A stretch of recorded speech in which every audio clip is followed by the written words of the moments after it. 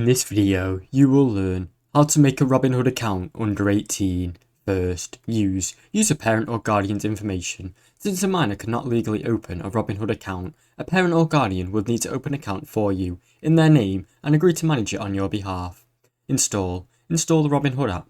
Download the Robinhood app on App Store or Google Play Store.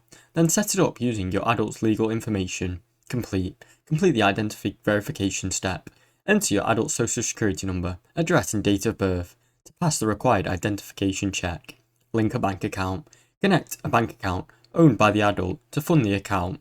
Research and discuss investments. Work together with the adult to choose an investment. This would place trades to help you with research and learning. Educate yourself daily. While the account is not legally yours, use this opportunity to learn how the markets work, track your investments and build up smart financial habits. Thanks for watching. Don't forget to like and subscribe.